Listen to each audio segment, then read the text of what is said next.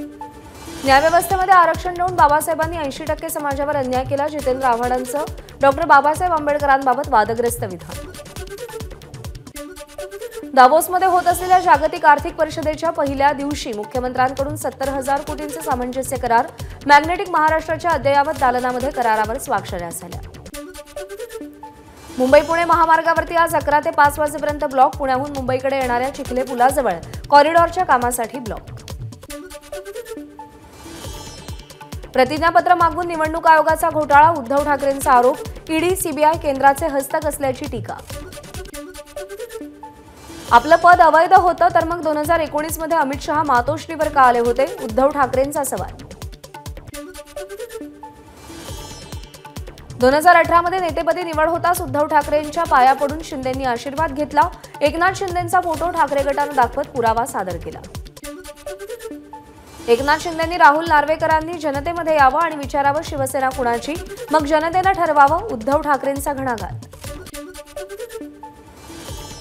2013 ची घटनादुरुस्ती निवडणूक आयोगाकडे सादर केली होती. अनिल परब यांची माहिती. महापत्रकार परिषदेत दाखवला 2013च्या बैठकीचा व्हिडिओ. जी घटनादुरुस्ती राहुल नार्वेकरांनी नाकारली त्याच ठरावाला राहुल नार्वेकरांनी शिवसैनिक म्हणून उपस्थिती दर्शवली होती. अनिल परब यांच्याकडून पुरावे सादर. पद गेल्यावर विधानसभा अध्यक्ष नार्वेकरांना रस्त्यावर फिरणं कठीण होईल. नार्वेकरांचा निर्णय अतिशय चुकीचा. संजय राऊत यांचं विधान. आपण इमानदारीनं लढलो, तुम्ही बेईमानीनं जिंकलात. आमचा स्वाभिमान कायम. खासदार संजय राऊत यांचं पत्रकार परिषदेत वक्तव्य. लवादाला कदाचित मोतीबिंदू झाला असेल त्यामुळे त्यांना पुरावे दिसले नाहीत. राहुल नार्वेकरांनी आमदार अपात्रतेवरून दिलेल्या निकालावर संजय राऊत यांचा टोला. विधानसभा अध्यक्ष राहुल नार्वेकरांनी सुप्रीम कोर्टाच्या सूचना पाळल्या नाहीत. नार्वेकरांकडून सुप्रीम कोर्टाचा विश्वासघात. मनाला येईल तसा अर्थ काढता येत नाही. अॅडव्होकेट असीम सरोदेंचं वक्तव्य. पक्ष सोडला तर कुठल्या तरी पक्षात जाणं भाग असतं किंवा स्वतःचा पक्ष काढून मान्यता मिळवावी लागते. आम्ही शिवसेना असं शिंदेंनी म्हणणं म्हणजे अपात्र ठरणं. वकील असीम सरोदे यांचं विधान. विधानसभा अध्यक्ष राहुल नार्वेकरांना पुढे करून राजकारण करणारे लोकशाही द्रोही. वकील असीम सरोदेंचा भाजपला टोला. पत्रकार परिषद म्हणावं की दसरा मेळावा म्हणावं. ठाकरे गटाच्या कार्यक्रमावर राहुल नार्वेकर यांची टीका. संविधानिक संस्थांविरोधात चुकीचे शब्द वापरणं दुर्दैवी. विधानसभा अध्यक्ष राहुल नार्वेकर यांचं ठाकरे गटाला प्रत्युत्तर. 2013 आणि 2018च्या घटनेतल्या बदलांचा सुनावणीच्या साक्षीमध्ये उल्लेख का नव्हता? अध्यक्ष नार्वेकर यांचा सवाल. अंतर्गत निवडणूक म्हणजे घटना दुरुस्ती नाही. नार्वेकरांची टीका. ठाकरे गटाचं महापरिषदेचं महानाट्य फसलं. नितेश राणेंचा ठाकरे गटाला टोला.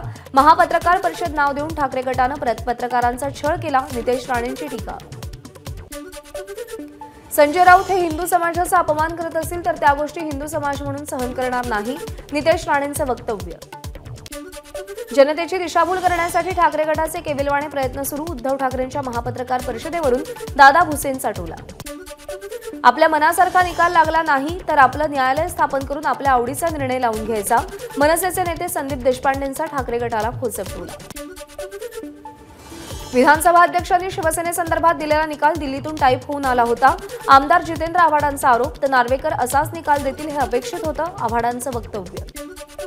अयोध्येमध्ये मशीद पडल्यानंतर राम मंदिर बांधण्याबाबतचा निर्णय राजीव गांधींच्या वेळी झाला. शरद पवारांची माहिती. मात्र आता भाजप मतांसाठी मंदिराचा फायदा करून घेत आहे. पवारांचा आरोप. जयंत पाटील यांना साथ द्या, त्यांची उंची मोठी आहे. सांगलीमध्ये राजाराम बापू पाटील यांचा पूर्णाकृती पुतळा अनावरण सोहळा कार्यक्रमामध्ये शरद पवारांची सांगलीकरांना भावनिक साथ. भारतामध्ये उद्योगपतींची कर्ज माफ होतात पण शेतकऱ्यांची कर्ज माफ होत नाहीत. शरद पवारांची सरकारवर टीका. देशामध्ये चुकीची आर्थिक धोरणं राबवली जात असल्याचंही पवारांचं वक्तव्य. आरपीआय लोकसभा निवडणुकीमध्ये भाजपकडे 2 जागांची मागणी करणार. केंद्रीय मंत्री रामदास आठवलेंची माहिती. 22 तारखेला होणाऱ्या राम मंदिर प्राणप्रतिष्ठा सोहळ्याला जाणार असल्याचंही आठवलेंचं वक्तव्य.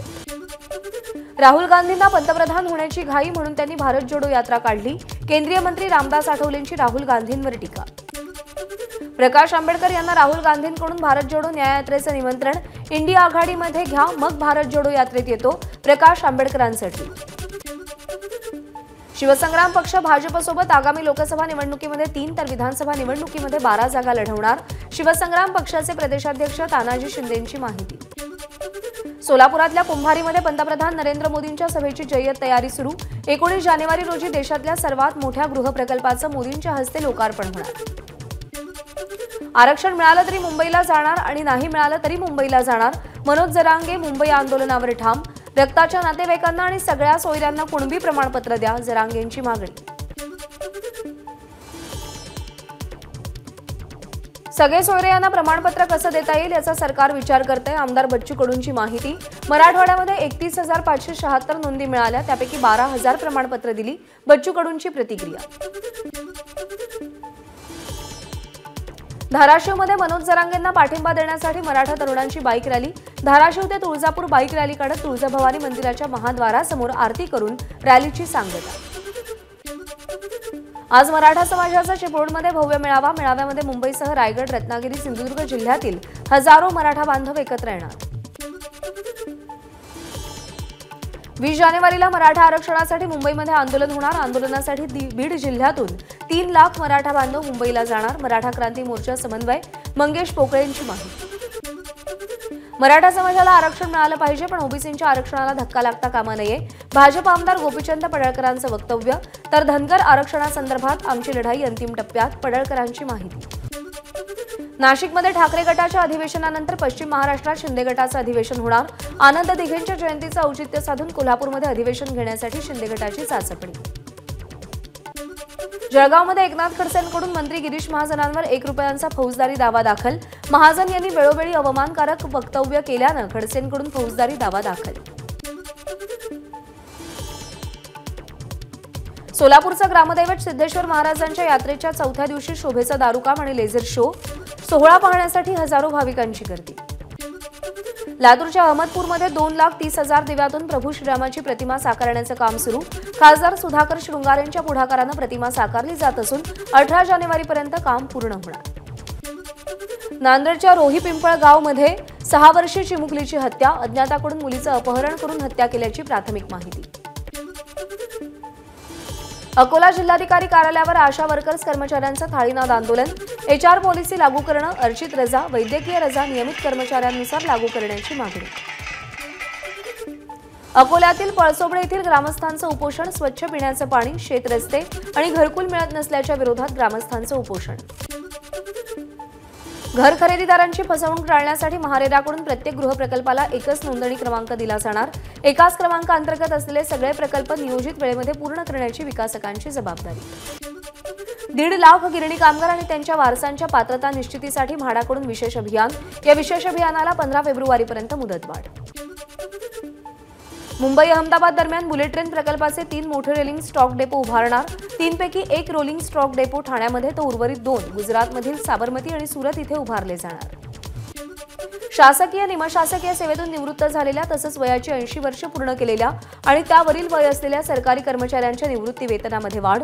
20 ते 100% वाढ करण्याचा राज्य शासनाचा निर्णय. मुंबईमध्ये आज काही भागात पाणीपुरवठा बंद. महानगरपालिकेच्या विभागातील पाणीपुरवठा सुरळीत करण्याकरता नवानगर डॉकयार्ड रोडवरती नवीन 1200 मिलीमीटर व्यासाची जलवाहिनी सुरू करणार. पाणी जपून वापरण्याचं पालिकेकडून आवाहन.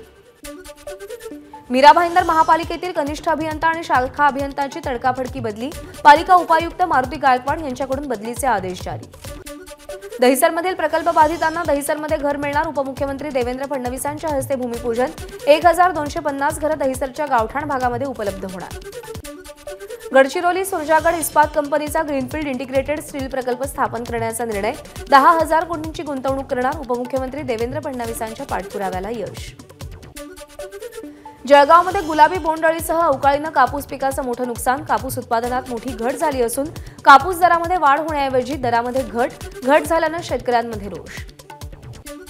अकोला जिल्ह्यामध्ये 9 ते 15 जानेवारीपर्यंत नियमाचं उल्लंघन करणाऱ्या दुचाकींवर कारवाई करत 25 लाखांचा दंड वसूल. वाहतूक विभागाची माहिती.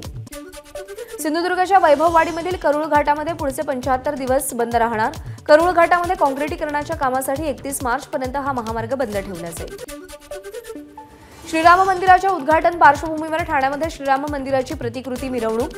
ठाणे शिवसेना जिल्हाप्रमुख नरेश म्हस्केंची माहिती। संध्याकाळी तलावपाळीमध्ये लेझर शोच्या माध्यमातून श्रीरामचरित्र उलगडलं।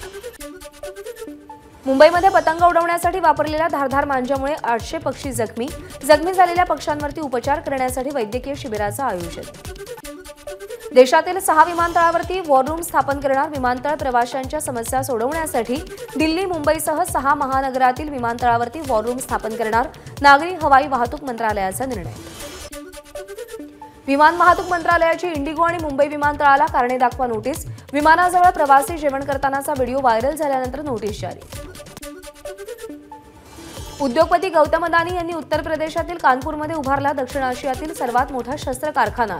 लवकरच लष्कराकडे अदानी ग्रुपनं बनवलेल्या बुलेट्स असतील। राम मंदिर सोहळा आता राजकीय सोहळा झालाय। काँग्रेस नेते राहुल गांधींची टीका। 22 जानेवारीचा सोहळा निवडणूक डोळ्यासमोर ठेवून करण्यात येतोय, राहुल गांधींचं वक्तव्य। आगामी निवडणुकांसाठी काँग्रेसची तयारी सुरू। 18 जानेवारीपासून काँग्रेसच्या विभागीय आढावा बैठका। महाराष्ट्र प्रभारी रमेश चेन्नीथला, प्रदेशाध्यक्ष नाना पटोले आणि प्रमुख नेत्यांच्या उपस्थितीमध्ये बैठका होणार। आंध्र प्रदेशातील लेपाक्षीच्या वीरभद्र मंदिरामध्ये पंतप्रधान नरेंद्र मोदींनी भेट दिली। पंतप्रधानांनी दर्शन घेत प्रार्थना केली। योगी सरकारकडून सौर बोटीद्वारे शरयू यात्रेचं आयोजन। मुख्यमंत्री योगींच्या विजननुसार मेक इन इंडिया अंतर्गत शरयू नदीमध्ये सौर बोट चालणार। नामिबियातून पुनो राष्ट्रीय उद्यानामध्ये आणलेल्या आणखी एका चित्त्याचा मृत्यू। शौर्य असं मृत चित्त्याचं नाव असून आतापर्यंत मरण पावलेला हा 10वा चित्ता आहे। फिफाच्या वर्षातील सर्वोत्तम खेळाडूच्या पुरस्काराचा मानकरी लायनल मेसी। मेसीनं नॉर्वे आणि मँचेस्टर सिटीचा आघाडीपटू अर्लिंग हॉलंडला देखील मागे टाकलं। इराणकडून पाकिस्तानमधील बलुचिस्तानातील दहशतवादी संघटना जैश अल अदलच्या ठिकाणांवर हल्ले। पाकिस्तानकडून ट्विट करत हल्ल्याचा तीव्र निषेध व्यक्त। एबीपी माझा, उघडा डोळे बघा नीट।